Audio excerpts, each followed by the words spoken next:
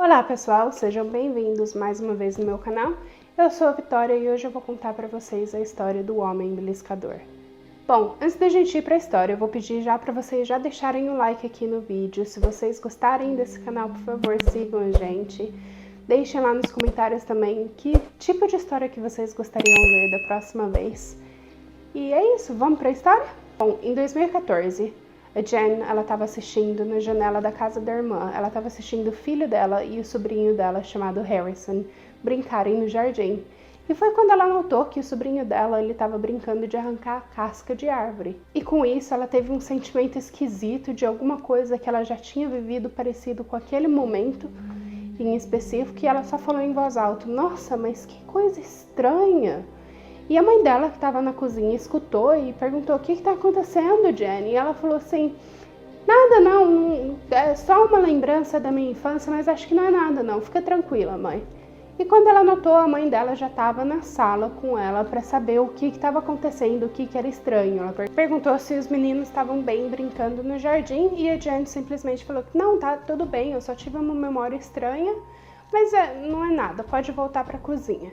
Mas a mãe dela continuou insistindo, apesar dela falar que estava tudo bem. Aí, depois de muito relutar, ela falou para a mãe dela: é só uma lembrança de um dia que eu estava indo para casa do Frank, quando eu tinha 8 anos, em 1995.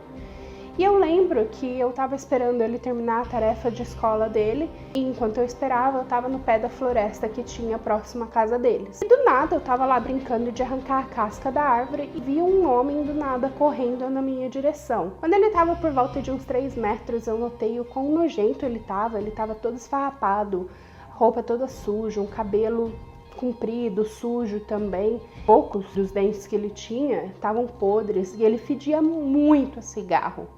E ele assustou ela e ele correu tão próximo a ela, ele parou praticamente, em cima dela, que ela teve que dar, uma desviada, ela teve que dar um passo para trás para poder sair do mesmo local que ele estava, porque ele estava realmente em cima dela. Foi quando ele perguntou: "O que você acha que você está fazendo?" Ela falou: eu estou esperando o meu amigo." Aí ele falou assim: "Não, o que você acha que você está fazendo com essa árvore?" Ela falou: eu tô arrancando um pouco da casca da árvore." E aí ela lembra de ter percebido bastante a unha dele, ele tinha as unhas compridas e bem pontudas e eram super amarelas. E ele foi com essa unha e beliscou o braço dela super forte. Ele não usou os dedos, ele usou especificamente as unhas e beliscou e torceu o braço dela e falou assim: "O que você acharia se alguém arrancasse sua pele?" Nisso ela entrou meio que numa transe de medo, ela ficou com muito medo e ela paralisou simplesmente. E foi quando ela escutou a mãe do Frank chamar do jardim: "Ben, pode vir para casa, o Frank acabou de terminar a tarefa dele, vocês já podem brincar." E foi quando ela saiu dessa transe dela e ela correu para casa. Ela não falou nada para a mãe dela, ela não falou nada para a mãe do Frank, porque ela realmente ficou muito assustada. E, enfim, era uma criança de 8 anos, ela não tinha muito a noção do perigo que os adultos têm. E com o passar do tempo, ela disse que queria ter contado para a mãe dela, porém ela acabou esquecendo da situação e, enfim, ela foi brincar e com o tempo passou, ela esqueceu 100% dessa história. Nesse momento que ela viu o Harrison tirando a casca da árvore, foi quando ela falou: "Nossa, que coisa esquisita, né?" E, enfim, ela notou também que a mãe dela não parecia surpresa e, na verdade, a mãe dela até parecia um pouco culpada, se sentir culpada. Ela não fez perguntas, ela só ficou realmente com um estado de choque na cara, como se ela já soubesse dessa história. E foi quando a Jen perguntou para ela: "O que está acontecendo, Você sabe já disso? Você tem alguma informação que eu não sei?" E a mãe dela pediu para ela sentar e pediu desculpa. Ela falou: "Eu já devia ter contado isso para você anos e anos atrás, mas eu não queria destruir a sua infância, mas eu acho que tá na hora de você saber o que realmente aconteceu aquele dia." A mãe dela acabou perguntando para ela: "Você lembra, que a gente morava numa comunidade muito fechada, todos os vizinhos conheciam todos os vizinhos. Se viesse um carro estranho na nossa comunidade, todo mundo alertava uns aos outros." A Jen falou que lembrava, perguntou o que isso tinha a ver, com a situação toda. E aí a mãe dela comentou: "Então, aquele dia a mãe do Frank viu uma van vindo e parou próximo à casa dela, parou no pé da floresta. Ela imaginou que talvez ele estivesse trabalhando em alguma das casas, porém ele não estava próximo a entrada de nenhuma das casas, mas ele ainda estava no meio de certas casas. Então ela só decidiu que ela ficaria de olho naquela van por aquele dia, para saber se estava tudo bem. Porém, os instintos dela estavam dizendo que alguma coisa estava errada, que ela tinha que prestar atenção naquela van. E passado algumas horas, no meio da tarde, ela viu no pé da floresta que você estava lá. Porém, ela só conseguia ver uma sombra sua, ela não conseguia ver tudo. Então ela foi para outra janela. E foi quando ela notou que um homem saiu correndo daquela van na sua direção por dentro da floresta. E para ter uma visão melhor ainda, ela foi na porta do jardim para ver o que estava acontecendo, e foi lá que ela viu ele beliscando você. Ela tentou manter toda a calma possível para que ela não alertasse você, para que não te desse muito medo e você viesse com calma, e que não alertasse ele para ele fugir, porque ela ligaria para a polícia e ela queria que ele ainda estivesse por lá para que a polícia averiguasse a situação, porque não estava certo ele te beliscar no pé da floresta. E ele parecia realmente assustador, tanto para Jen quanto para a mãe do Frank. E foi quando ela respirou fundo e ela chamou a Jen para entrar dentro da casa, que o Frank tinha terminado a tarefa. Ela falou para Jen ir para o quarto do Frank. Quando ela foi para o quarto do Frank, a mãe dele acabou trancando todas as portas, fechando todas as janelas e ligou direto para a mãe da Jen. E foi lá que as duas decidiram que eles de fato deviam chamar a polícia. Quando a polícia chegou, pouco tempo depois, a van ainda estava estacionada no mesmo lugar, e também lá dentro dessa van estava um homem que cabia 100% na descrição que a mãe do Frank deu para a polícia. A polícia notou que aquele cara estava realmente agindo muito suspeito, e ele parecia ou bêbado ou sob a influência de drogas, e a polícia pediu para ele descer da van e também para ele poder abrir as portas de trás da van. A polícia notou que ele estava resistindo muito, ele estava criando desculpas porque ele não podia abrir a porta.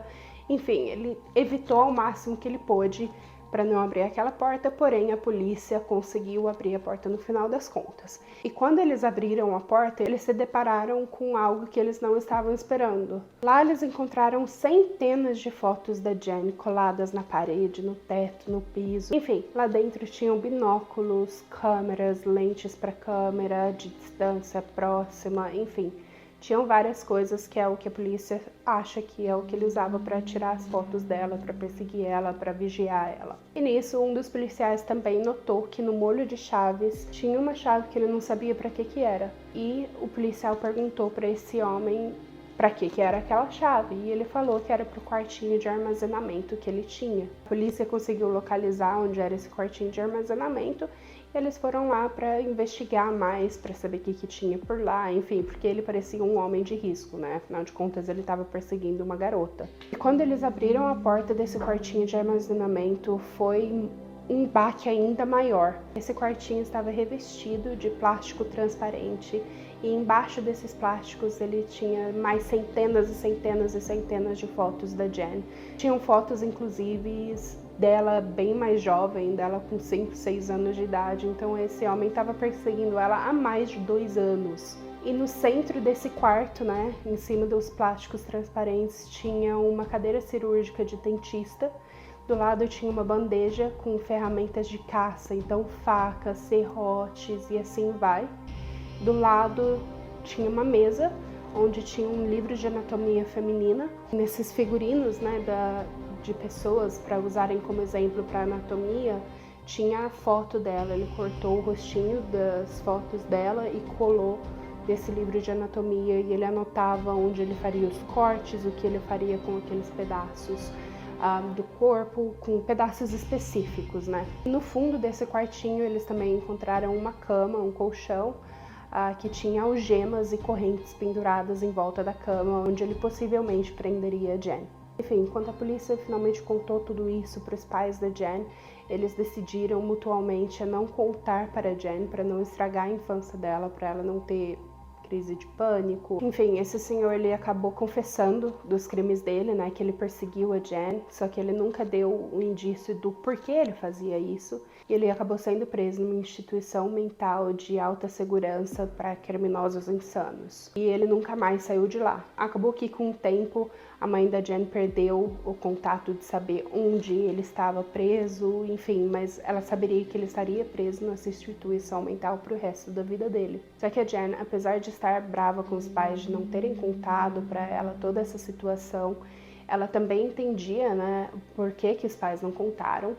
Só que ela decidiu correr atrás para saber onde esse homem estava, se ele ainda estava vivo, se ele ainda estava preso, e ela acabou descobrindo que ele ainda estava preso em uma outra instituição mental. E ela acabou marcando um encontro com ele, né? Depois de muito ele negar um encontro com ela, ele finalmente aceitou.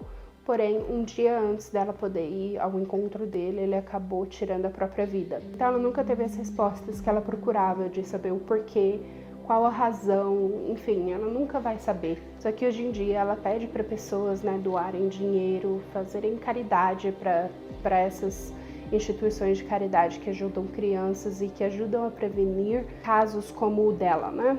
E, enfim, essa é a história dela.